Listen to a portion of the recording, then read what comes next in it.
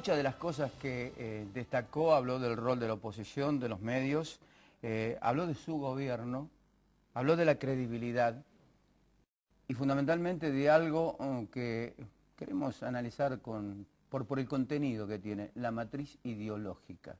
Están con nosotros el doctor Jorge Barbaray y el padre Rafael Velasco para precisamente tratar de discurrir sobre estos temas.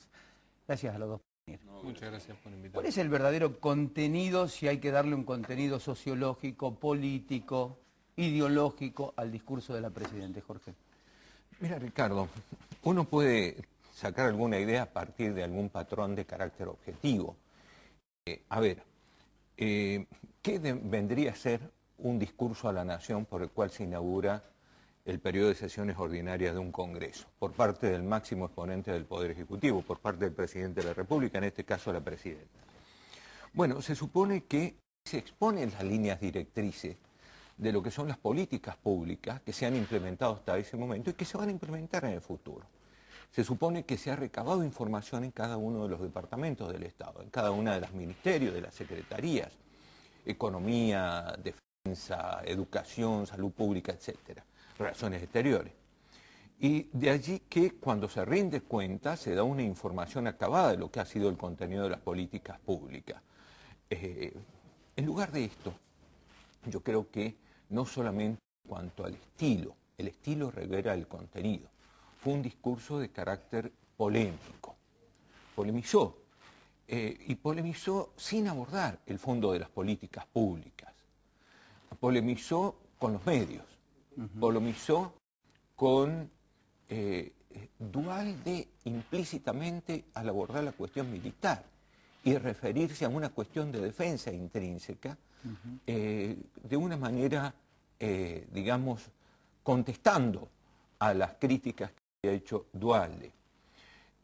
Polemizó con el Poder Judicial, polemizó con el Parlamento, y lo peor, que polemizó con el Parlamento íntegramente, esto es, incluso con los propios, porque al sentar la cuestión referida a los DNU, esto es, a los decretos, sienta el eje por el cual es riesgoso el gobierno.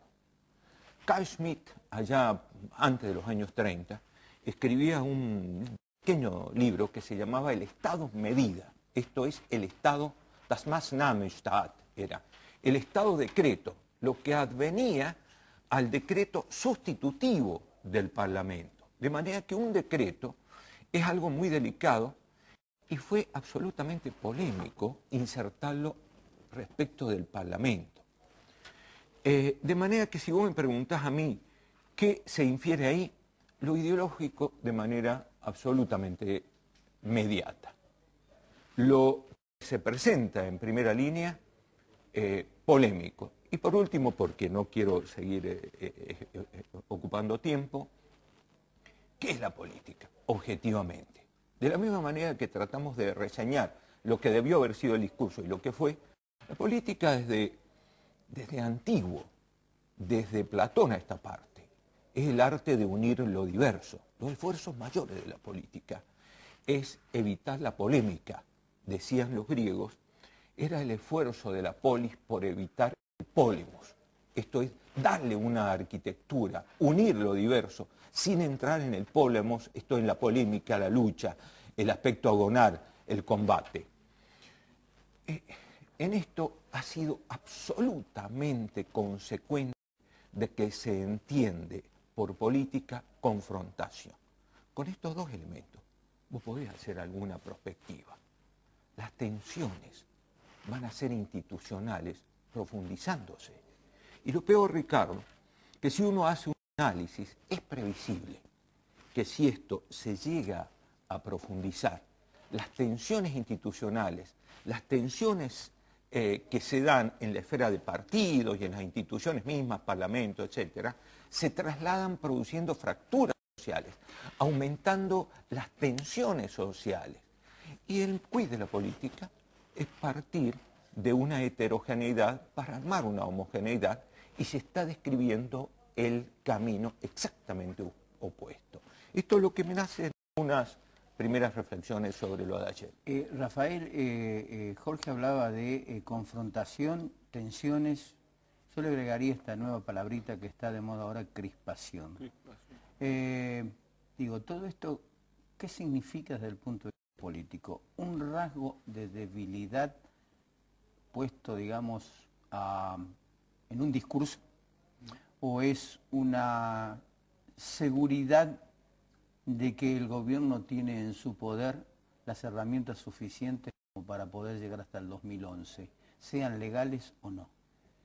A ver, yo creo que lo que describen es el paroxismo de un modo de hacer política que hay en Argentina, ¿no? Este modo de hacer política hegemónico, es decir, que uno no puede hacer política con la oposición o contra la oposición, o venciendo siempre al otro, ¿no?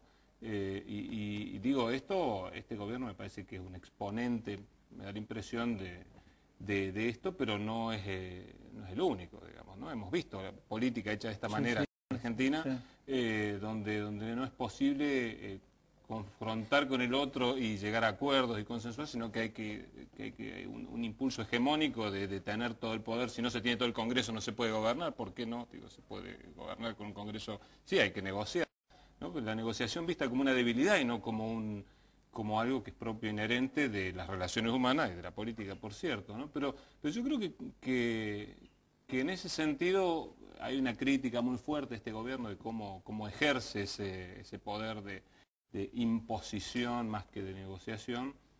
Pero digo, a veces este dicho de que los gobiernos se nos parecen, ¿no? El pueblo tiene el gobierno que se le parece más que el que se merece, yo creo que representa también, porque digo, desde la oposición uno tampoco ve así grandes ideas. También el discurso de los medios muchas veces es un discurso hegemónico y que presenta una confrontación o todo nada. Uno lee los diarios, uno lee los titulares de determinados diarios y digo, da la impresión que está leyendo propaganda o de gobierno o en contra del gobierno, ¿no? A mí me parece en todo caso este discurso más confrontativo, que coincido, digo, hay un discurso polémico, lo que pone a la luz es el modo de hacer política que se ha cultivado en los últimos años largos en Argentina, en donde no es posible el gobernar con la oposición, sino que siempre hay que gobernar contra, y si no hay que fabricar un enemigo. ¿No? Esto como la primera cosa. Una de las otras cuestiones que a mí me causó gran preocupación del discurso fundamentalmente y del problema, porque digo, uno de los temas centrales que vino después del discurso fue esto del decreto para la libre disponibilidad de las reservas para pagar la deuda externa.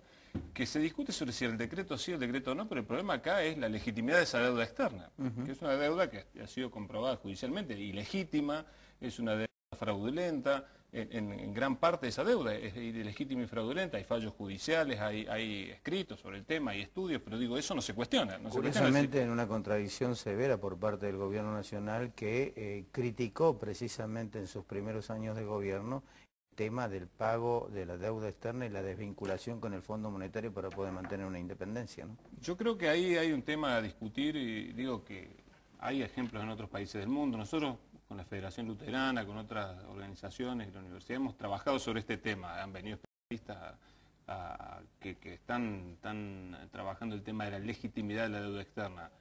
Me parece que ameritaría un análisis sobre qué legitimidad tienen determinados contratos que se han firmado, que han sido fraudulentos y que a todas luces no son legales. Pero digo, eso no está en la discusión de la cuestión cuando se supone que hay un intento de hacer un gobierno de un carácter más progresista, ¿no? Y eso debería estar, me parece, en la agenda, pero no está en la agenda de nadie, ¿no? De poca gente está este tema, ¿no?